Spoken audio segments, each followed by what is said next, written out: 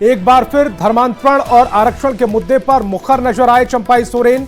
रांची स्थित अपने आवास पर प्रेस कॉन्फ्रेंस के दौरान चंपाई सोरेन ने भारतीय अधिनियम 1935 के तहत ईसाई धर्म को परिभाषित करने का हवाला दिया। कहा, जो आदिवासी सरना धर्म छोड़कर ईसाई और इस्लाम धर्म अपना लेता है उससे फिर आरक्षण का लाभ छोड़ देना चाहिए। धर्म परिवर्तन देश की अखंडता को खत्म कर देगा। CNT और SPT एक्ट आदिवासियों की सुरक्षा का कवच है जिसका उल्लंघन किया जा रहा है। आदिवासियों का अस्तित्व खतरे में है और मजहब के नाम पर अगुआ राज रह गया है। एक रूप से वह व्यक्ति भारतीय ईसाई के सैन्य में आएगा, अतः उसको किसी भी प्रकार की आरक्षण का सुविधा नहीं होगा। ये उस समय से हुआ है।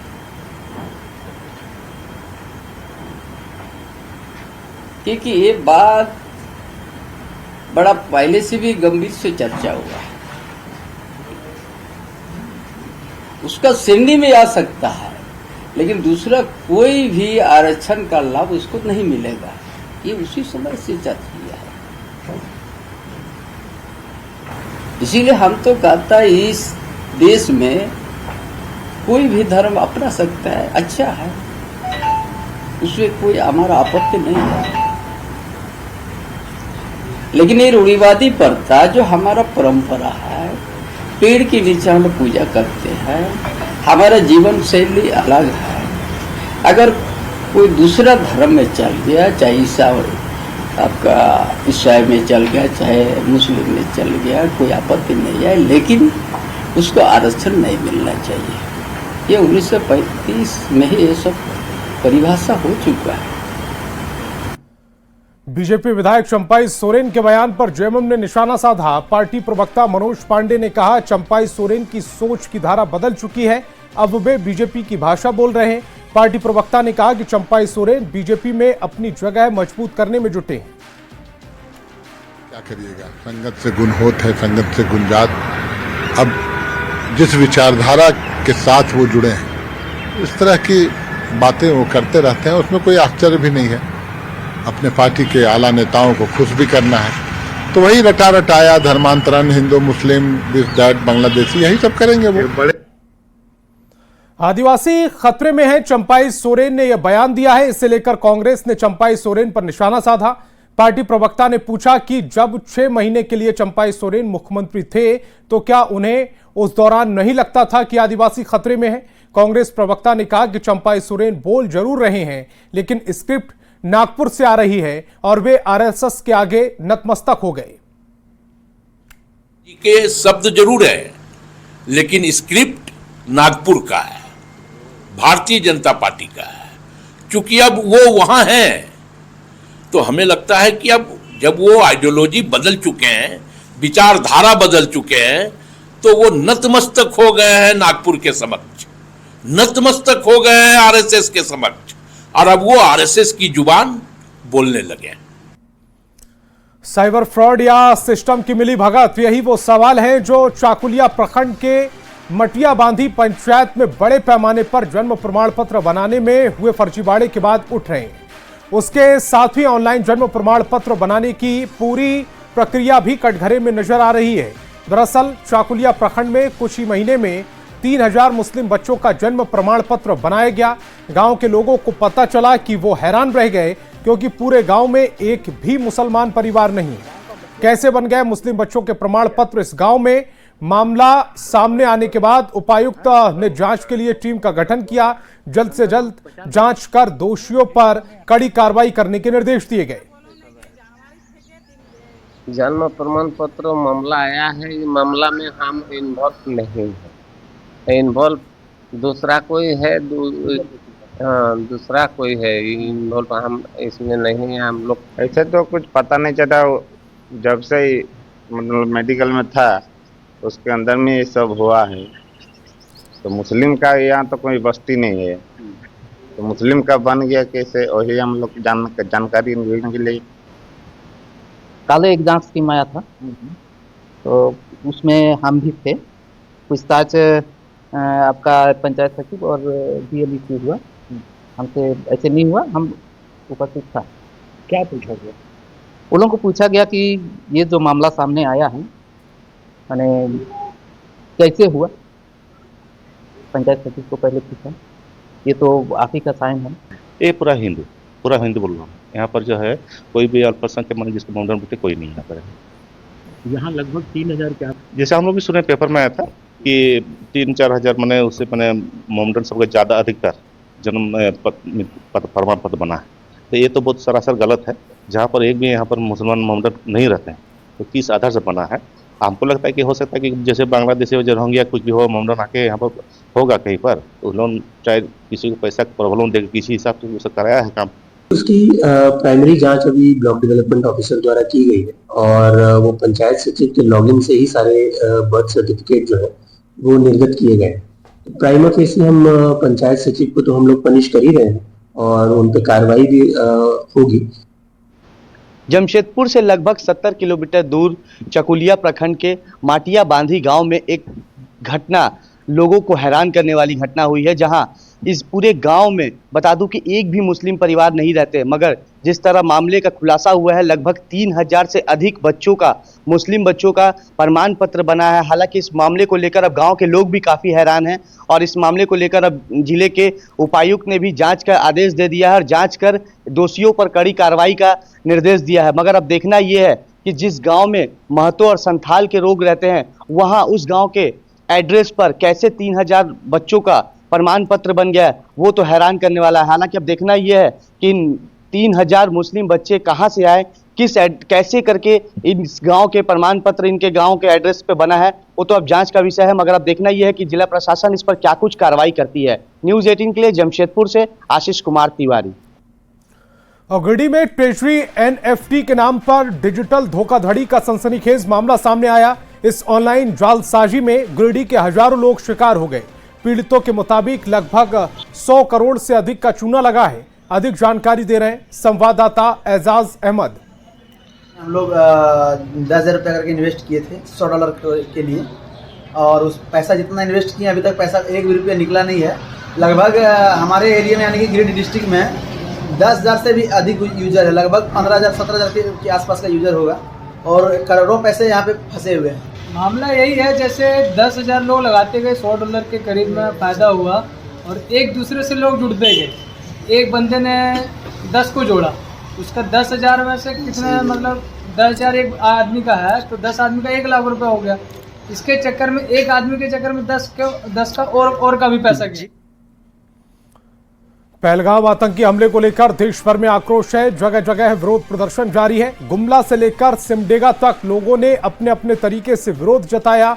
स्क्रीन पर 2 तस्वीरें फिलहाल आप देख पा रहे हैं। पहली तस्वीर गुमला की है, जहां पहलगाम आतंकी हमले के खिलाफ आज बंद बुलाया गया। सड़क पर उतरे विहिप और बजरंग दल के कार्यकर्ता विरोध जता रहे हैं। वहीं दूसरी तस्वीर सिमडेगा की है, जहां जनाक्रोश देखने को मिल रहा है। मुर्दाबाद पाकिस्तान, मुर्दाबाद मुर्दाबाद। अब पहलगाम हमले के विरोध में हजारीबाग में भी दुकानदारों ने दुकानें बंद रखी, जिसमें हिंदू के साथ मुस्लिम समुदाय के भी कारोबारी शामिल रहे। हिंदुओं ने एकजुट होकर आतंकवाद के खिलाफ विरोध प्रदर्शन किया। इसमें सभी समुदाय के लोगों का उन्होंने समर्थन भी मिला। दुकानदारों ने केंद्र सरकार से मांग की है कि पहलगाम हमले में शामिल आतंकियों और उनके मददगारों के खिलाफ जल्द और कड़ी कार्रवाई की जाए। के बदले जान चाहिए। जिस प्रकार से सिविलियन को, यहाँ के हिंदुओं को, यहाँ के हिंदुस्तानियों को मारने का काम किया है घुस कर किस में, हम लोग बताना चाहते हैं कि मोदी जी जो न्यूक्लियर बम रखे हैं उसको पटकिए। कहाँ पटकिए? पाकिस्तान में। पूरा पाकिस्तान साफ चाहिए, पूरा पाकिस्तान का जमीन हम लोग को साफ चाहिए और पूरा पाकिस्तान में कब्जा करेंगे। ये बहुत ही दुखद बात है जो हम लोग के साथ किया जा रहा है। ये इंसानियत का मौत है, ना कि कोई जात का, ना कोई धर्म का, ना कोई राज का। इसमें हम लोग सबको को सपोर्ट करना चाहिए और ये बहुत ही गलत हुआ है। इसके लिए हम लोग सबको समर्थन कर रहे हैं, हम लोग सबको खड़ा है।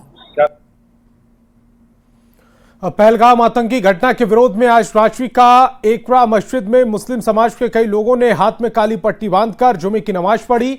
नमाज के बाद मुस्लिम समाज के लोगों ने हिंदुस्तान जिंदाबाद और पाकिस्तान मुर्दाबाद के नारे लगाए। लोगों ने कहा है कि अब समय आ गया कि आतंकवाद के खिलाफ कड़ा एक्शन लिया जाए और आतंकवादियों को गोली का जवाब गोली से दिया जाए। एकरा मस्जिद के बाहर से ज्यादा जानकारी दे रहे हैं संवाददाता संजय कुमार सिन्हा।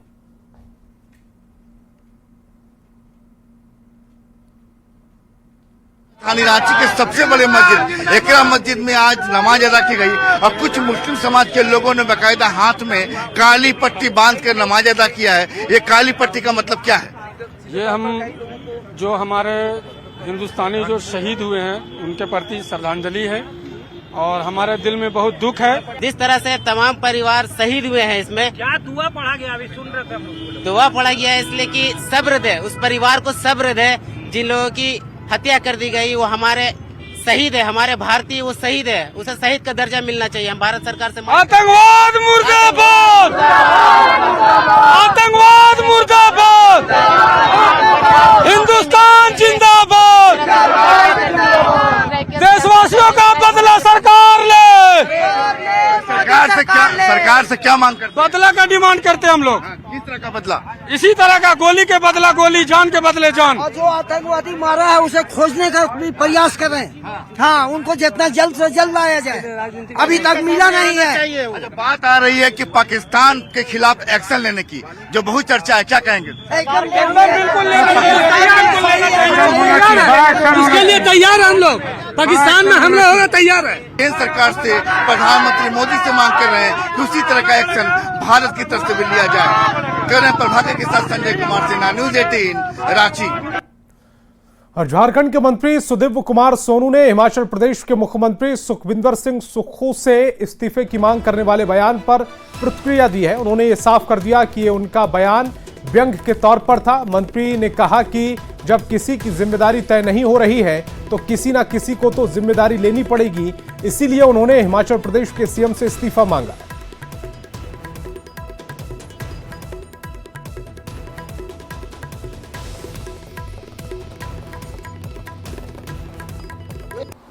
उन 28 शोक संतप्त परिवारों के साथ खड़ा है तो इस देश में राष्ट्रीय शोक की घोषणा क्यों नहीं हुई? ये राष्ट्रीय आपदा का विषय था। अगर हम जबानी नहीं, दिल से अपने उन 28 भाइयों और बहनों के साथ खड़े हैं तो इस देश को राष्ट्रीय शोक की घोषणा करनी चाहिए थी और ये पूरा देश उस राष्ट्रीय शोक के साथ उन परिवारों के साथ होता।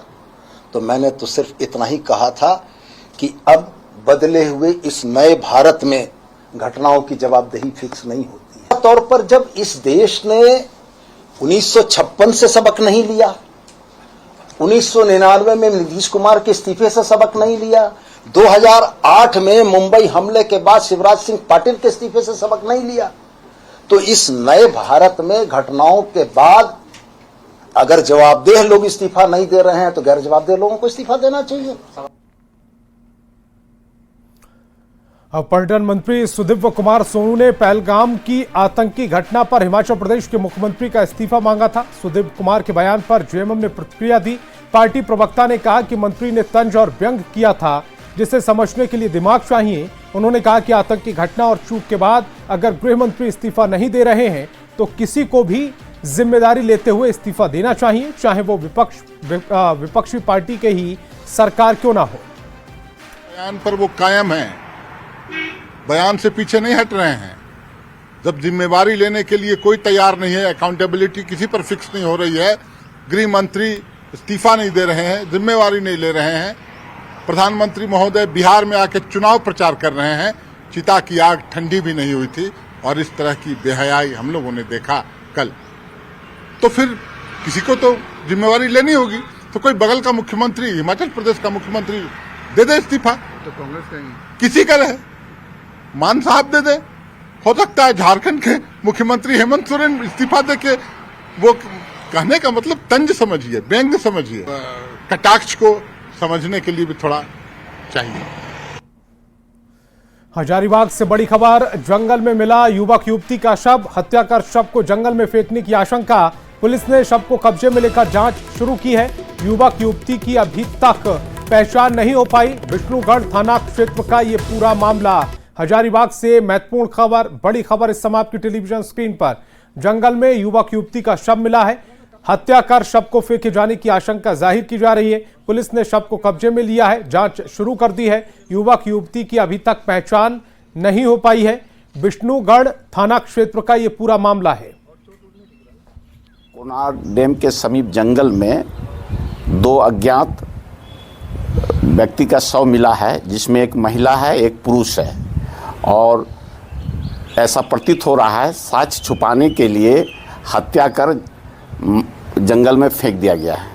देखिए, हजारीबाग जिले के विष्णुगढ़ थाना क्षेत्र अंतर्गत कोनार डैम के समीप जो है यानी जंगल में एक युवक और एक युवती का जो है वो शव पाया गया है। हालांकि इसकी जानकारी स्थानीय लोगों ने जो विष्णुगढ़ थाना क्षेत्र है उस वहां के जो है वो पुलिस को दिए, और उसके बाद जो है घटनास्थल पर जो है स्थानीय थाना प्रभारी और पुलिस जो है पहुंचकर शव को कब्जे में लेकर पोस्टमार्टम के लिए भेज दिया गया है। हालांकि इसको लेकर जो है विष्णुगढ़ एसडीपीओ ने भी बताया है कि जिस तरीके से शव को पाया गया है, ऐसा अनुमान लगाया जा रहा है कि शव को जो है यानी एक साक्ष्य को छुपाने के लिए जंगल में शव को फेंका गया होगा। कहीं ना कहीं यहाँ जो एक हत्या को लेकर आशंका जाहिर किया जा रहा है। यह स्पष्ट किया है एसडीपीओ ने कि जल्द ही जो इस मामले का खुलासा कर लिया जाएगा कि आखिर किस हालात में जो है उस शव को वहां पर फेंका गया है, आखिर इस हत्या के पीछे का कारण क्या रहा है। बता दें कि इस शव का जो है अब तक पहचान नहीं हो पाई है। पुलिस पूरा प्रयास कर रही है कि जल्द से जल्द जो है इस शव की पहचान कर ली जाए। सुशांत सोनी, न्यूज 18 हजारीबाग। और धनबाद से बड़ी खबर मिल रही है। ओजोन गलेरिया मॉल में फायरिंग हुई है। धनबाद सीओ का भांजा घायल हुआ है। घायल युवक का अस्पताल में इलाज जारी है। मामला दर्ज कर पुलिस मामले की जांच कर रही है। घटनास्थल से खोखा बरामद हुआ है। सराय ढेला थाना क्षेत्र का यह पूरा मामला। धनबाद से महत्वपूर्ण खबर इस समय आपकी टेलीविजन स्क्रीन पर। ओजोन गलेरिया मॉल में फायरिंग हुई है। धनबाद सीओ का भांजा घायल हुआ है। घायल युवक का अस्पताल में इलाज जारी है। मामला दर्ज कर पुलिस मामले की जांच कर रही है। घटनास्थल से खोखा भी बरामद हुआ है। सराय ढेला थाना क्षेत्र का यह पूरा मामला बताया जा रहा है।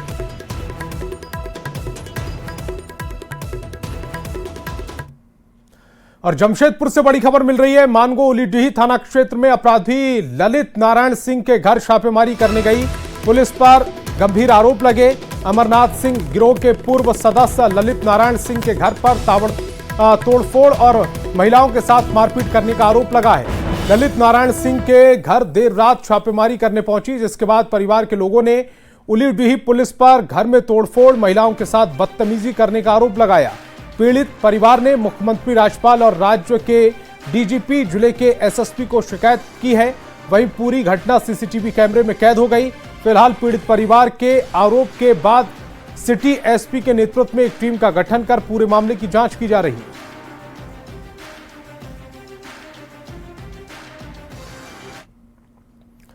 खबर दुमका से, जहां शिकारीपाड़ा प्रखंड के बाल विकास योजना की महिला पर्यवेक्षिका सुशीला कुमारी और हेमलता कुमारी की लॉगिन आईडी का मोबाइल नंबर बदलकर फर्जी लाभुकों का ऑनलाइन एंट्री और उसका सत्यापन करने के मामले में जांच शुरू हो गई है। उपायुक्त के निर्देश पर एसडीओ कौशल कुमार के नेतृत्व में एक टीम का गठन किया गया। अधिकारियों के इस टीम ने बारीकी से पूरे घटनाक्रम को जाना है और फिर उसकी जांच शुरू की है।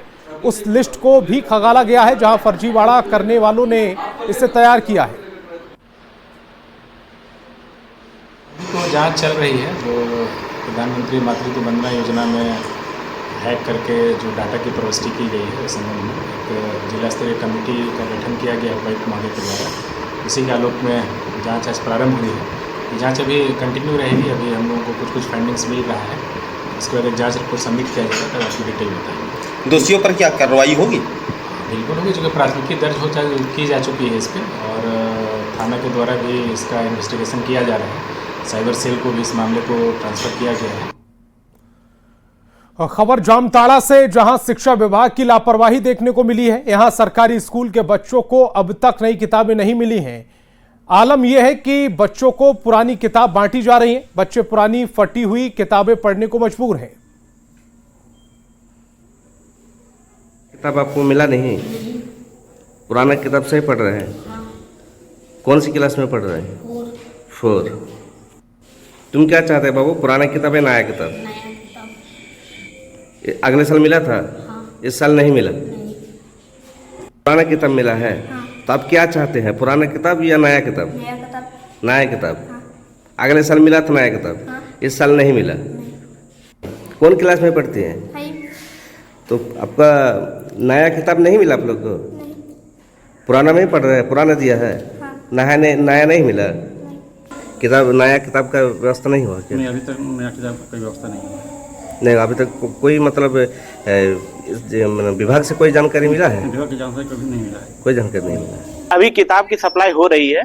अभी स्टेट से चूंकि किताब अभी JCRT के द्वारा दिया जाता है, तो जब तक नहीं है तब तक पुराना से ही काम चलाएं, और जैसे जैसे नया आते जा रहा है वैसे वैसे हम लोग स्कूल में भेजते जा रहे हैं। विश्व मलेरिया दिवस के मौके पर सदर अस्पताल में कार्यक्रम का आयोजन किया गया। सिविल सर्जन कार्यालय से जागरूकता रैली निकाली गई, जिसमें civil surgeon Prabhat Kumar, DMO malaria nursing staff शामिल है। जागरूकता रैली सिविल सर्जन कार्यालय से होते हुए अल्बर्टा का चौक तक गई है।